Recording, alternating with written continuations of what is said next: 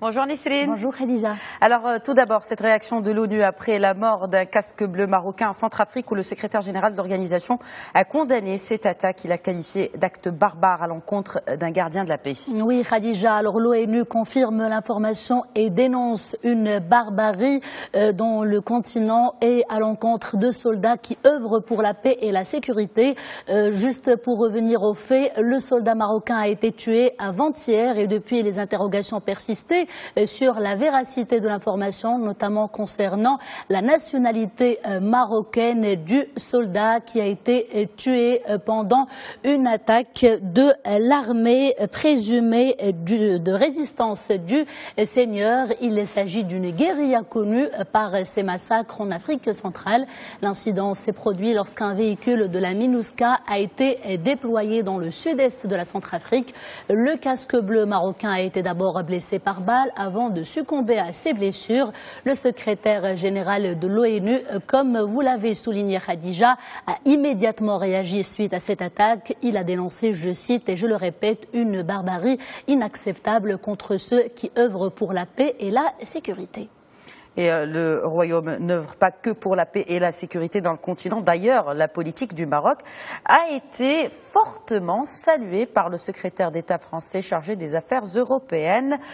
C'était hier. Oui, Khadija, Harlem Désir a assuré que Paris est totalement convaincu que le Maroc est l'interlocuteur clé pour investir dans le continent africain. Et cela en raison de ses relations avec le reste du continent, des atouts qui font de lui un modèle à suivre. Le secrétaire d'État français a également assuré que le Maroc devrait être accompagné dans ses efforts de développement dans le continent, un continent qui doit connaître une expansion majeure dans les prochaines années. Et ça, beaucoup d'experts et d'analystes s'accordent à le dire.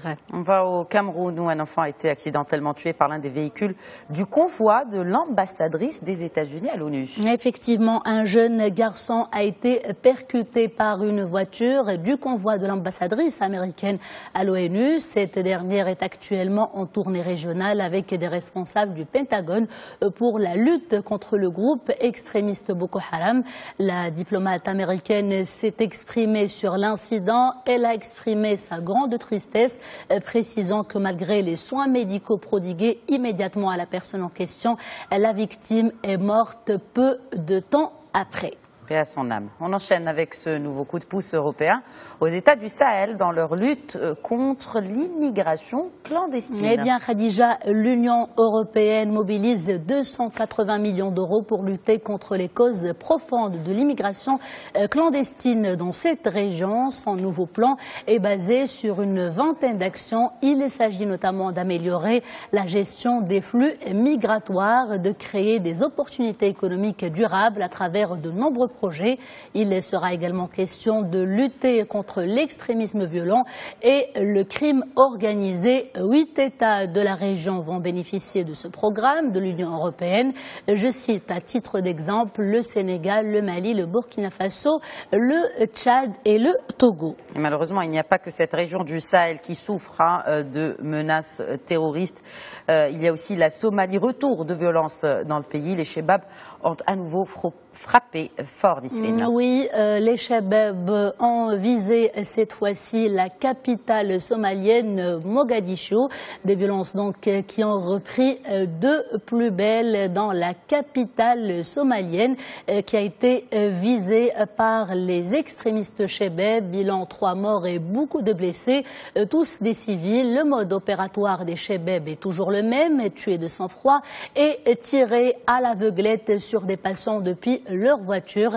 Cette dernière a d'ailleurs explosé hier peu après l'attaque. Les auteurs du crime se seraient enfuis. Ils sont activement recherchés, en tout cas par les autorités somaliennes. Et c'est de la Somalie que l'on arrive à la fin de ce JT Afrique. Merci Nisrine.